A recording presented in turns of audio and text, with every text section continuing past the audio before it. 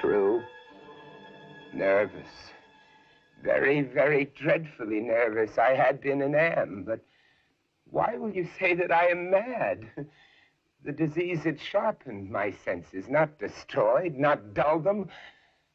Above all was the sense of hearing acute. I heard all things in the heaven and in the earth. I heard many things in hell. How then am I mad?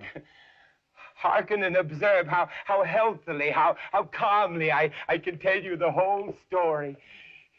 It is impossible to say how first the idea entered my brain, but once conceived, it haunted me day and night. Object there was none, passion there was none. I loved the old man. He had never wronged me. He had never given me insult. For his gold I had no desire. I think it was his eye. Yes, it was this. One of his eyes resembled that of a vulture, a pale blue eye with a film over it. Whenever it fell upon me, my blood ran cold. And so by degrees, very gradually, I made up my mind to take the life of the old man and thus to rid myself of the eye forever. Now, this is the point. You fancy me mad. Madmen know nothing, but you should have seen me. You should have seen how wisely I proceeded, with what caution, with what foresight. I was never kinder to the old man than during the whole week before I killed him. And every night, about midnight, I turned the latch of his door and I opened it, oh, so gently. And then when I had made an opening sufficient for my head, I put in a dark lantern, all closed so that no light shone out.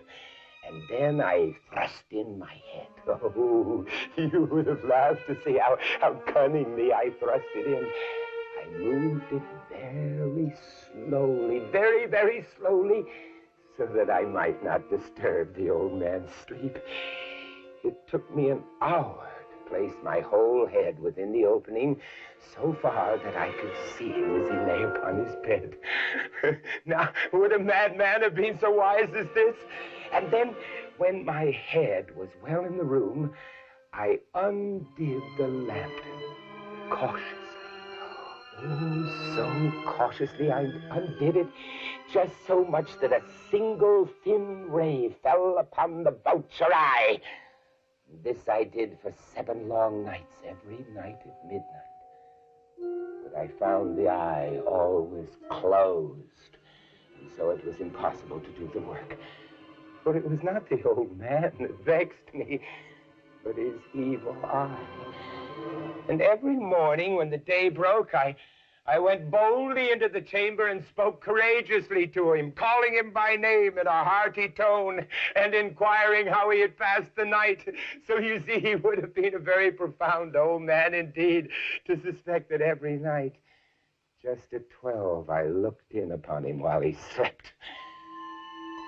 Upon the 8th night, I was more than usually cautious in opening the door.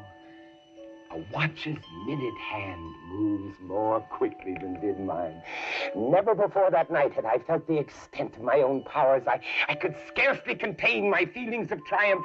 I had my head in the room and was about to open the lantern when my thumb slipped on the tin fastening and the old man sprang up in the bed crying out, "Who's there?" I kept quite still and said nothing.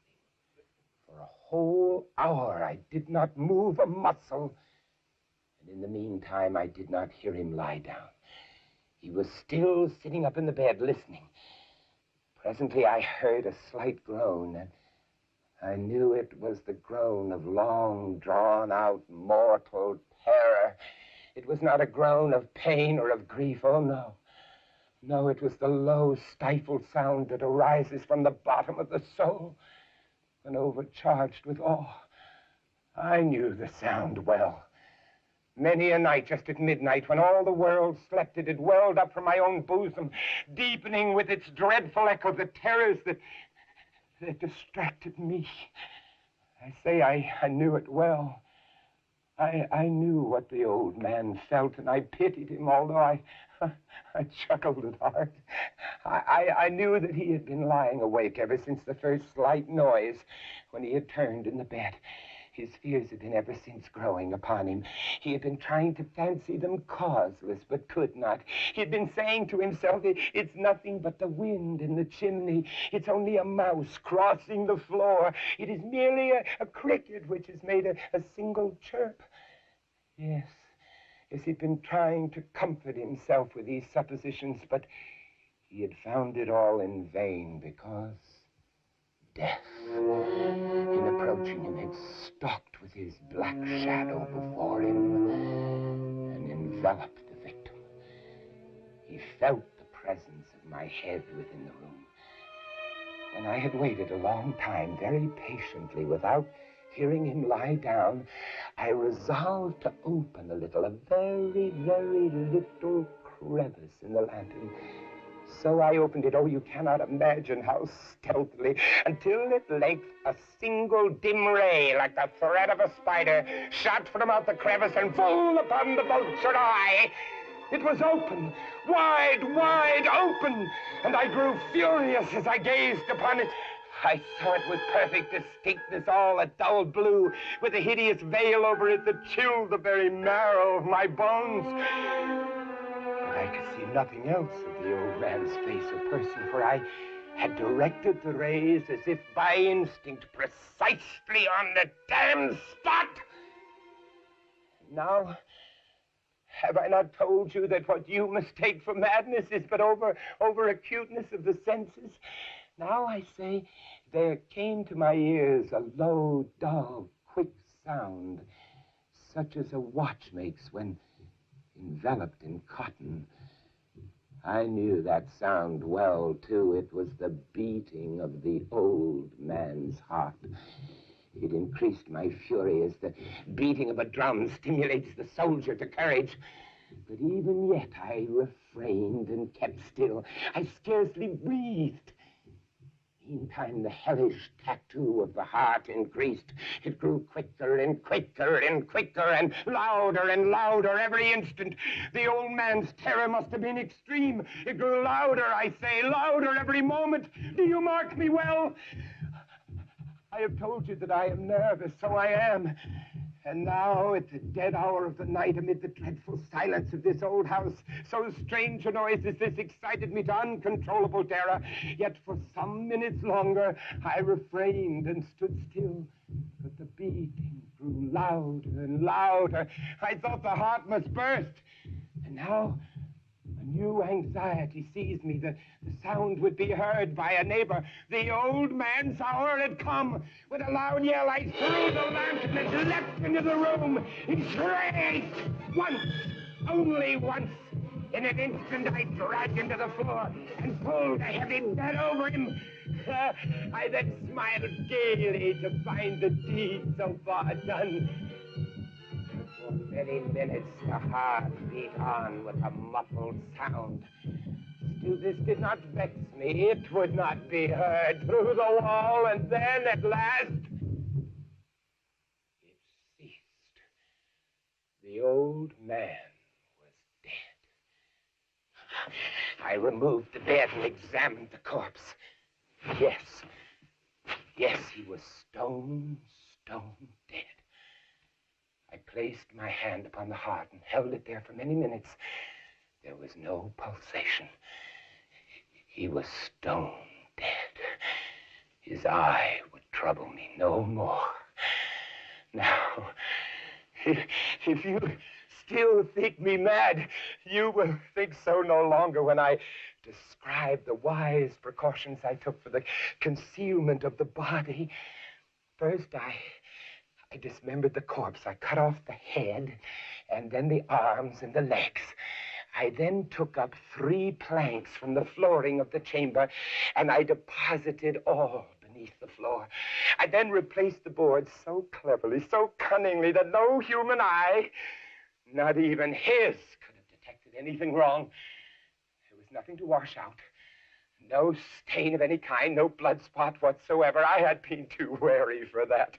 A tub had caught it all. And then, when I had made an end of these labors, it was 4 o'clock. Still dark as midnight. As the bell sounded, there came a knocking at the street door. I went down to open it with a light heart, for what had I now to fear? There entered 3 men who introduced themselves with perfect suavity as officers of the police. A shriek had been heard by a neighbor during the night. Suspicion of foul play had been aroused, and they, the officers, had been dispatched to search the premises. I smiled. For what had I to fear? I bade the gentleman welcome. The shriek, I said, was my own in a dream. The old man I mentioned was absent in the country. I took my visitors all over the house, and I bade them search and search well. I led them at length to his chamber. I showed them his treasures, secure, undisturbed. In the enthusiasm of my confidence, I brought chairs into the room and desired them here to rest from their fatigues, while I myself, in the wild audacity of my perfect triumph, placed my own feet upon the very spot beneath which reposed the corpse of the victim. The officers were satisfied my manner had convinced them. I was singularly at ease. They sat, and while I answered cheerily, they chatted familiar things. But ere long, I felt myself getting pale, and I wished them gone. My head ached, and I fancied a ringing in my ears, but still they sat and they chatted. The ringing became more distinct. I talked more freely to get rid of the feeling, but it continued and gained definitiveness until at length I found that the noise was not within my ears. It was a low, dull, quick sound, such a sound as a watch makes, enveloped in cotton. I gasped for breath, yet the officers heard it not. I talked more quickly, more vehemently, but the noise steadily increased. I arose and I argued about trifles, but the noise increased steadily. Why would they not be gone? I paced the floor to and fro with heavy strides, as if excited to fury by the observation of the men, but the noise steadily increased. Oh, God, what could I do? I foamed, I raved, I swore. I swung the chair upon which I had been sitting, grated it upon the boards, but the noise rose above all. It grew louder, louder, and still the men chatted pleasantly and smiled. Was it possible that they heard not? Oh, Almighty God, no, they heard. They suspected. They knew. They were making a mockery of my horror. I could bear those hypocritical smiles no longer. I felt that I must scream or die. And now again, hark, louder, louder, louder, louder. Villains! Dissemble no more. I admit the deed. Tear up the planks. Here, it is the beating of his hideous heart.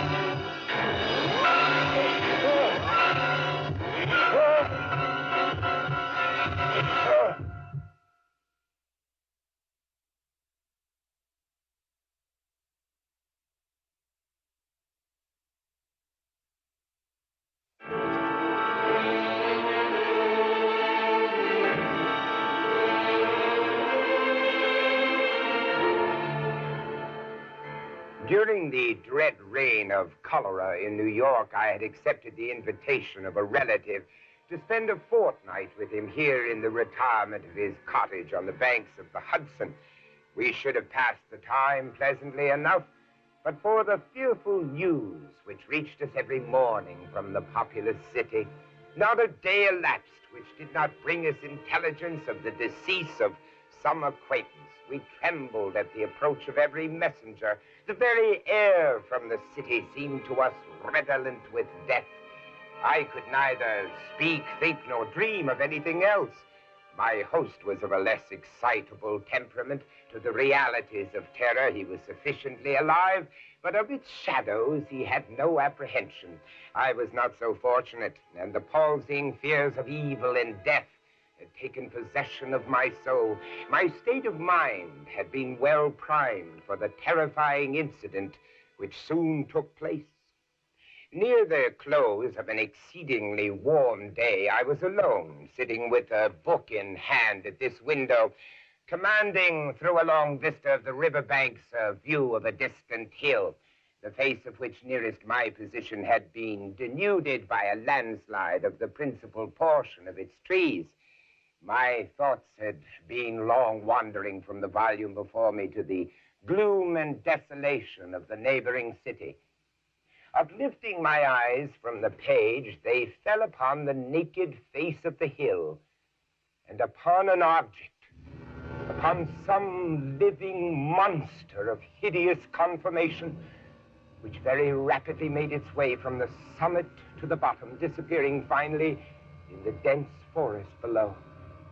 As this creature first came in sight, I doubted my own sanity, and many minutes passed before I succeeded in convincing myself that I was neither mad nor in a dream. Estimating the size of the creature, I concluded it to be far larger than any ship of the line in existence. I say ship of the line because the shape of the monster suggested the idea. The hull of one of our battleships might convey a very tolerable conception of the general outline.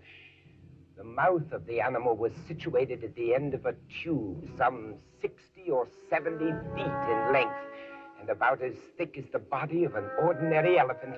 Near the root of this trunk was an immense quantity of black, shaggy hair, more than could have been supplied by the coats of a score of buffalo, and projecting from this hair downwardly and laterally sprang two gleaming tusks, not unlike that of the wild boar, but of infinitely greater dimension. The body was fashioned like a wedge with a point toward the earth. From it there were outspread two pairs of wings, each wing nearly 100 yards in length, one pair being placed above the other, and all thickly covered with metal scales, each scale apparently some 10 or 12 feet in diameter. But the chief peculiarity of this horrible thing was the representation of a death's head, which covered nearly the whole surface of its breast, and which was as accurately traced in glaring white upon the dark ground of the body as if it had been carefully designed by an artist. While I regarded this terrifying animal, and more especially the appearance on its breast, with a feeling of horror and awe, I perceived the huge jaws at the extremity of the trunk suddenly expand themselves, and from them there proceeded a sound so loud and so expressive of woe that it struck upon my nerves like a knell. And as the monster disappeared at the foot of the hill, I fell almost fainting to the floor.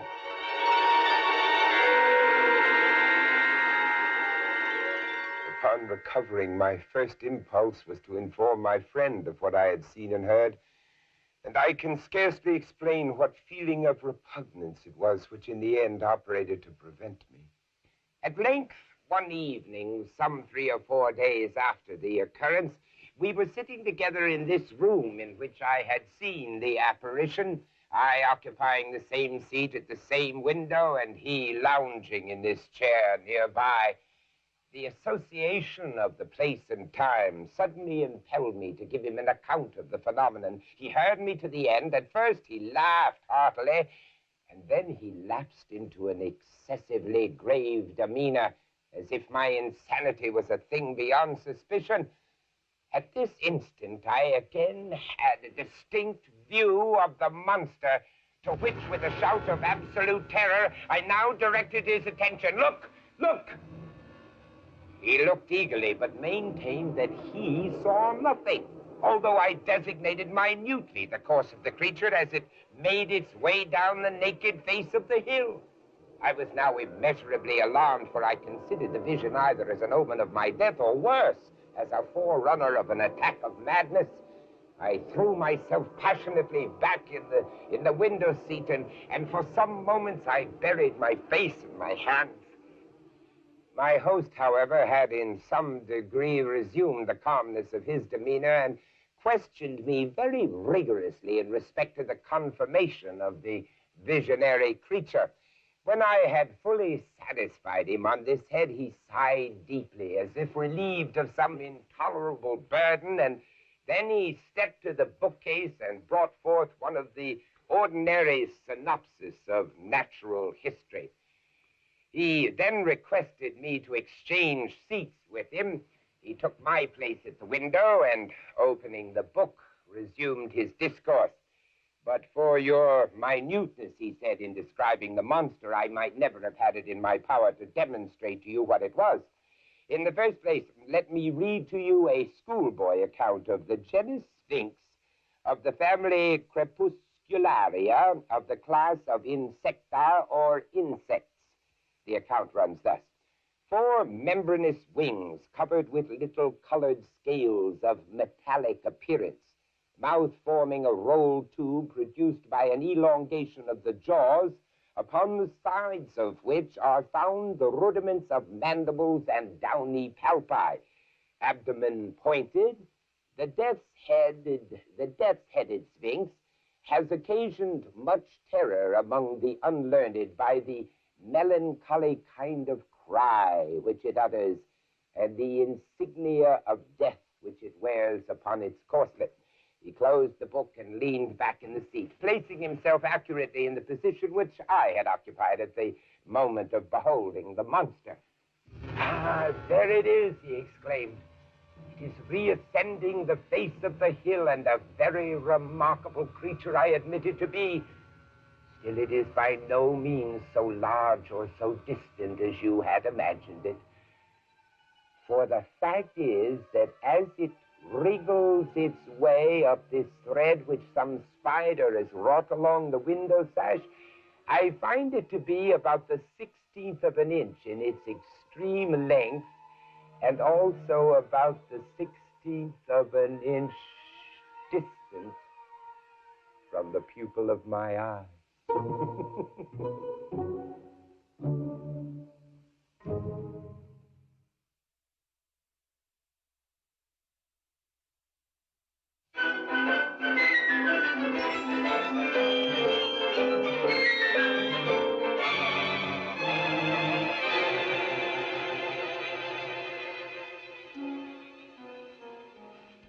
The 1,000 injuries of Fortunato I had borne as best I could, but when he ventured upon insults, I vowed revenge. Now, you who so well know the nature of my soul will not suppose, however, that I gave utterance to a threat. At length, I would be avenged. I would not only punish, but punish with impunity. It must be understood that neither by word nor deed had I given Fortunato cause to doubt my good will. I continued to smile in his face, but he did not perceive that my smile now was at the thought of his immolation. He had a weak point, this Fortunato, Although in other regards he was a man to be respected and even feared, he prided himself in his connoisseurship of wine. I was skillful in the Italian vintages myself and bought largely whenever I could. It was about dusk one evening during the supreme madness of the carnival season that I encountered my friend. He accosted me with excessive warmth, for he had been drinking much. The man wore the costume of a jester. He had on tights, and his head was surmounted by the conical cap and bells. I was so pleased to see him that I thought I should never have done with wringing his hand. I said to him, "My dear Fortunato, you are luckily met. How remarkably well you are looking today. Oh, I have received a keg of what passes for Amontillado, and I have my doubts." "How," said he, "Amontillado, a cask? Impossible. And in the middle of the carnival?" "Well, I have my doubts, and I was silly enough to pay the full Amontillado price without consulting you in the matter. You were not to be found, and I was fearful of losing a bargain." "Amontillado, Amontillado." "Yes, as you are engaged, I am on my way to meet Lucchesi. If anyone has a critical turn, it is he. He will tell me." "Lucchesi cannot tell Amontillado from sherry. And yet some fools will have it that his taste is a match for your own. Come, let us go to your vaults." "Oh, my friend, no, I will not impose upon your good nature. I perceive you have an engagement, Lucchesi." "I have no engagement. Come."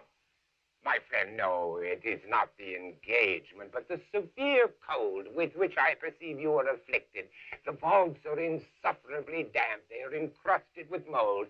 "Let us go, nevertheless. The cold is merely nothing. Amontillado, you have been imposed upon. As for Lucchesi, he cannot distinguish sherry from Amontillado." Thus speaking, Fortunato possessed himself of my arm. I, putting on a mask of black silk and drawing a cape closely about my person, suffered him to hurry me to my palazzo. Oh, there were no attendants at home. They had absconded to make merry in honor of the time. I took from their sconces 2 torches, and giving one to Fortunato, bowed him through several suites of rooms to the archways that led into the vaults. I passed down a long and winding staircase, requesting him to be cautious as he followed. We came at length to the foot of the descent and stood together on the damp ground of the catacombs of the Montresors, my family. The gait of my friend was unsteady, and the bells on his jester's cap jingled as he strode. "Where is the cask?" "It is farther on, but observe the white web work which gleams from these cavern walls." "Mold?" Mold, yes. How long have you had that cough?" My poor friend found it impossible to reply for many minutes. "It is nothing. Come, we will go back. Your health is precious. You are rich, respected, admired, beloved. You are a man to be missed. For me, it is no matter. We will go back. You will be ill, and I cannot be responsible. Besides, there is Lucchesi." Enough. The cough is a mere nothing. It will not kill me. I shall not die of a cough." True. And indeed, I had no intention of alarming you unnecessarily, but you should use all proper caution. A draught of this Medoc will defend us against the dance. Here I knocked off the neck of a bottle which I drew from a long row of its fellows that lay upon the mold. "Drink," I said, presenting him the wine. He raised it to his lips with a sneer. He paused and nodded to me familiarly while his bells jingled. "I drink to the buried that repose around us, and I to your long life." He again took my arm, and we proceeded. The wine sparkled in his eyes, and the bells jingled. My own fancy grew warm with the Madoff. We had passed through walls of piled bones with casts and puncheons intermingling, into the inmost recesses of the catacombs. I paused again, and this time made bold to seize Fortunato by an arm. The mold, you see, it increases. It hangs like moss upon the vaults. We are below the river's bed. The drops of moisture trickle among the bones. Come, we will go back ere it is too late. Your cough, it is nothing. Let us go on. Let us proceed to the Amontillado. Be it so. He leaned heavily upon my arm. We continued our route in search of the Amontillado. We passed through a range of low arches, descended, passed on, and descending again, arrived at a deep crypt in which the foulness of the air caused our torches to glow rather than flame. At the most remote end of the crypt, there appeared another room, less spacious. Its walls had been lined with human remains, piled to the vault overhead in the fashion of the great catacombs of Paris. Three sides of this interior crypt were still ornamented in this manner. From the fourth, the bones had been thrown down and lay in a mound upon the earth. Within the wall, thus exposed by the displacing of the bones, we perceived a still interior recess in depth about 4 feet, in width 3, in height 6 or 7, cut into the solid granite. Proceed. Herein is the Amontillado. As for Lucchesi, he is an ignoramus. He stepped unsteadily forward while I followed immediately at his heels. In an instant, he had reached the extremity of the niche, and finding his progress arrested by the rock, stood stupidly bewildered. In the surface of the granite, there happened to be 2 iron staples. From one depended a short chain, from the other a padlock. It was but the work of a few seconds to throw the links about his waist and secure him. He was too much astounded to resist. Withdrawing the key, I stepped back from the recess. Pass your hand over the wall, Fortunato. You cannot help but feel the mold. Indeed, it is very damp. Once more, let me implore you to return. No? Then I must positively leave you. But I must first render you all the little attentions in my power. The Amontillado. True, the Amontillado. As I said these words, I busied myself among the pile of bones of which I have spoken. Throwing them aside, I soon uncovered a quantity of building stone and mortar. With these materials and with the aid of a trowel, I began vigorously to wall up the entrance of the niche. I scarcely laid the first tier of the masonry when I discovered that the intoxication of Fortunato had in a great measure worn off. The earliest indication I had of this was a low moaning cry from the depth of the recess. It was not the cry of a drunken man. Then there was a long and obstinate silence. I laid the second tier and the third and the fourth, and then I heard the furious vibrations of the chain. The noise lasted for several minutes, during which, that I might hearken to it with the more satisfaction, I ceased my labors and sat down upon the bones. When at last the clanking subsided, I resumed the trowel and finished without interruption the 5th, the 6th, and the 7th tier. The wall was now nearly upon a level with my breast. I again paused, and holding the torch over the masonwork, threw a few feeble rays upon the figure within. A succession of loud and shrill screams bursting suddenly from the throat of the chain form seemed to thrust me violently back. For a brief moment I hesitated. I trembled. Then I placed my hand upon the solid fabric of the catacombs and felt satisfied. I reapproached the wall. I replied to the yells of him who clamored. I re-echoed. I aided. I surpassed them in volume and in strength. I did this. And the clamorer grew still.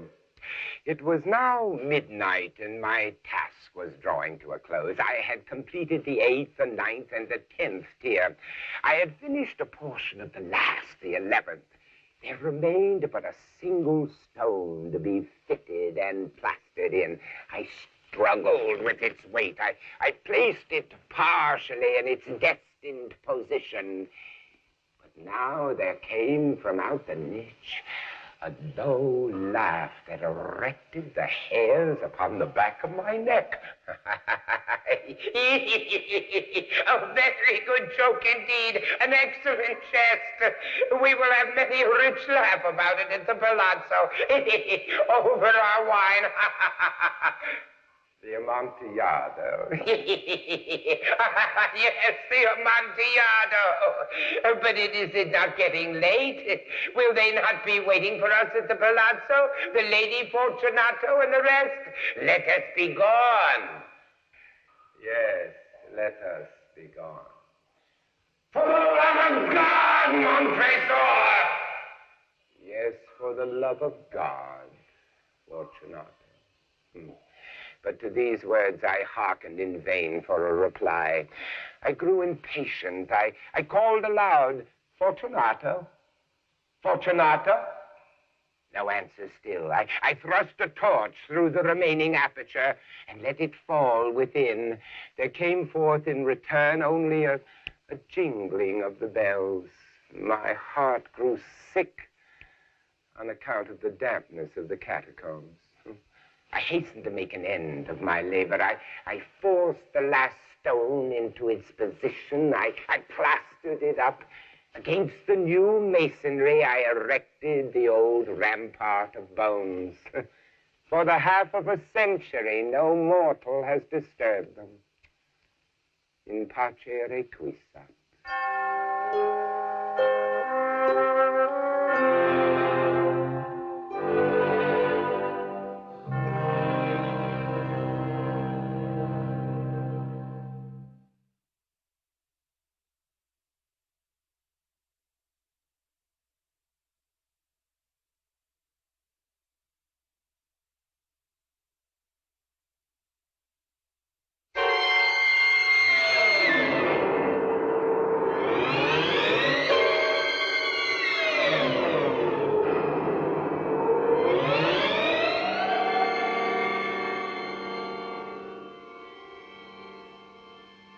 I was sick unto death with that long agony. I felt that my senses were leaving me. The dread sentence of death was the last distinct phrase which reached my ears. After that, the voices of the Inquisition judges seemed to merge in one dreamy, indeterminate hum. I saw the lips of the black-robed judges, white and thin even to grotesqueness, writhing with their deadly locution, fashioning the syllables of my name and the decree of death by torture. And then the blackness loomed close up against my skin, snuffing out even the evil whiteness of those damning lips, driving all sensibility into retreat in a mad rushing descent as of the soul into Hades. Then silence and stillness and night were the universe. I had swooned. Yet shadows of memory reflect dimly upon the inner walls of my mind. Shadows of tall figures that lifted and bore me down to a place of flatness and dampness and silence. Silence. Then all was madness. I would not open my eyes. I felt that I lay upon my back unbound. I reached out my hand and it fell heavily upon something damp and hard. I longed, yet dared not to employ my vision. It was not that I feared to look upon things horrible, but that I grew aghast lest there should be nothing to see. At length, with a wild desperation at heart, I quickly unclosed my eyes. My worst thoughts were confirmed. The blackness of eternal night encompassed me. I struggled for breath. The intensity of the darkness seemed to oppress and stifle me. Perspiration burst from every pore and stood in big, cold beads upon my forehead. I thrust my arms wildly above and around me, clawing, grasping, reaching for something, either damnable or saving, but something. Nothing. The agony of suspense grew intolerable, and so I arose. Cautiously, I stepped forward, my eyes straining from their sockets in hope of catching some faint ray of light. But the blackness was still a disguise, and until finally a wall, smooth, slimy, cold, a wall. I followed it up, stepping with all that careful distrust inspired by the thousand vague rumors of the horrors of Toledo. Finally, I took courage. I resolved to quit the wall and to cross the enclosure in as direct a line as possible. The floor was treacherous with slime. I advanced cautiously, some 10 or 12 paces in this manner, when suddenly I stumbled and fell violently on my face. In the confusion attending my fall, I did not immediately apprehend a somewhat startling circumstance. It was this: my chin rested upon the floor of the prison, but my lips and the upper portion of my head touched nothing. At the same time, my forehead seemed bathed in a clammy vapor, and the peculiar smell of decayed fungus arose to my nostrils. I had fallen at the very brink of a circular pit. Groping about the masonry, just below the margin, I succeeded in dislodging a small fragment and let it fall into the abyss. Many, many seconds I waited and hearkened to its reverberations as it dashed against the sides of the chasm in its descent. At length there was a sullen plunge into water, succeeded by loud echoes. At the same moment there came a sound resembling a quick opening of a door overhead, while a faint gleam of light flashed suddenly through the gloom and as suddenly faded away. Shaking in every limb, I groped my way back to the wall, resolving there to perish rather than risk the terrors of the pit. Agitation of spirit kept me awake for many long hours, but at length I fell into a deep slumber. Upon arousing, I found that objects around me were visible, a wild, sulphurous luster. By that I was enabled to see the extent and aspect of the prison. What I had taken for masonry seemed now to be iron in huge plates.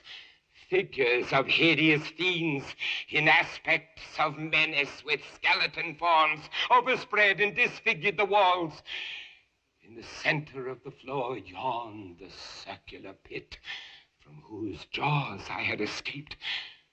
Then I realized that I was securely bound to a low framework of wood, strapping past in many convolutions about my body, leaving at liberty only my head and my left arm, so that only with much exertion could I supply myself with food from an earthen dish which lay by my side on the floor. The food in the dish was meat, pungently seasoned. Looking upward, I surveyed the ceiling of my prison. It was some 30 or 40 feet overhead, and suspended therefrom was what appeared to be a huge pendulum, such as one might see on antique clocks. While I gazed at it, I fancied that I saw it move, ever so slightly. I watched it for some minutes, somewhat in fear, but more in wonder. Then a noise attracted my notice, and looking to the floor, I saw several enormous rats. They had issued from the pit with ravenous eyes, allured by the scent of the meat. It required much effort and attention to scare them away from the food. When I again cast my eyes upward, what I saw confounded and amazed me. The sweep of the pendulum had increased in extent by nearly a yard. But what mainly disturbed me was the idea that it had perceptibly descended.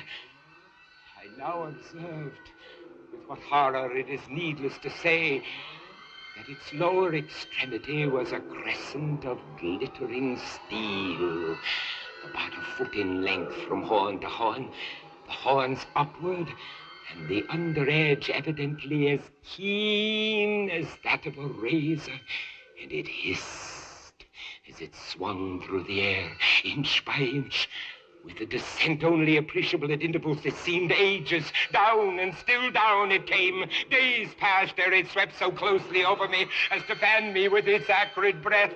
I prayed for its more speedy descent. I grew frantically mad and struggled to force myself upward against the sweep of the fearful scimitar. And then suddenly I fell calm and lay smiling at the glittering death as a child would at some rare bauble. I saw that the crescent was designed to cross the region of my heart. It would fray the serge of my garment. It would return and repeat its operations again and again. But the fraying of my garment would be all that for several minutes it would accomplish. To the right, to the left, far and wide, down, steadily down it crept, with the shriek of a damned spirit, to my heart, with the stealthy pace of the tiger. I alternately laughed and howled as the odor of the sharp steel forced itself into my nostrils. Down, relentlessly down. It vibrated finally within 3 inches of my bosom. 10 or 12 sweeps would bring the steel in actual contact with my clothing.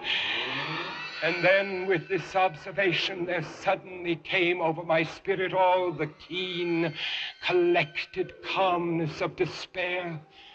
For the first time in many hours, or perhaps days, I thought of the rats. They had been literally swarming around the low framework upon which I lay. They were wild, bold, and ravenous, their red eyes glaring upon me as if they waited for motionlessness on my part to make me their prey. What food, I thought, have they been accustomed to in the pit? They had devoured, in spite of all my efforts to prevent them, all but a small remnant of the contents of the dish.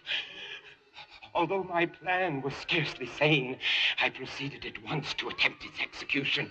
With the particles of the oily and spicy meat which now remained, I thoroughly rubbed the restraining binding wherever I could reach it. Then I lay breathlessly still. At first, the ravenous animals were startled and terrified at the change. Observing, however, that I remained without motion, 1 or 2 of the boldest leapt upon the framework and smelt at my bonds. This seemed the signal for a general rush. They leapt in hundreds upon my person. The measured movement of the pendulum disturbed them not at all. Avoiding its strokes, they busied themselves gnawing the anointed bindings. They pressed, they swarmed upon me in ever accumulating heaps. They writhed upon my throat.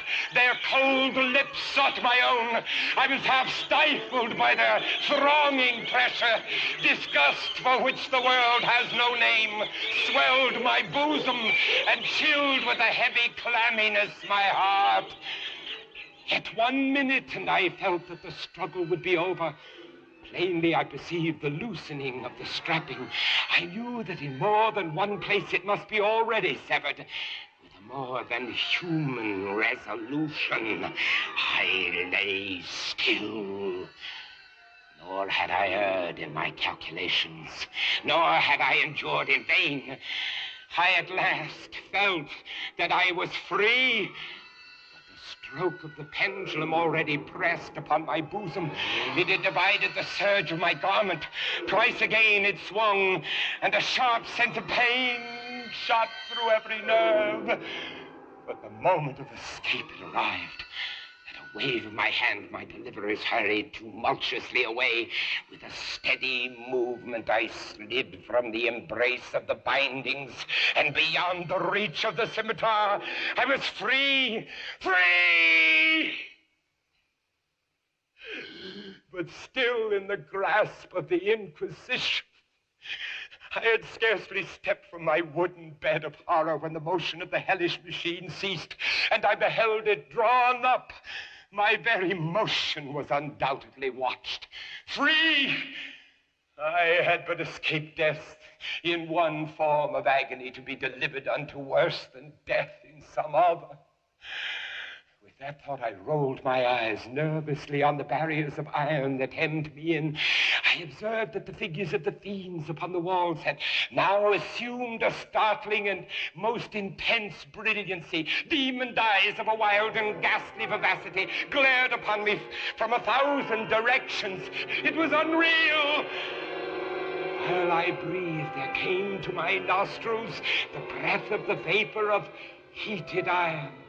A suffocating odor pervaded the prison. I panted. I gasped for breath. I shrank from the burning metal to the center of the cell. Amid the thought of the fiery destruction that impended, the idea of the coolness of the pit came over my soul like balm.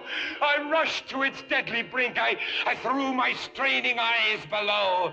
The glare from the enkindled roof illuminated its inmost recesses. Yet for a wild moment did my spirit refuse to comprehend the meaning of what I saw. At length it burned its way into my soul. Oh, for a voice to speak. Oh, horror. Oh, any horror but this. The heat increased rapidly, and once again I looked up. There had been a second change in the cell, and now the change was obviously in the form. The room had been square. The fearful difference quickly increased with a low, rumbling sound. The apartment was shifting its form into that of a rectangle. Death, I screamed! Any death but that of the pit! Fool! Might I not have known that into the pit was the object of the burning iron to urge me? And now closer and closer grew the walls.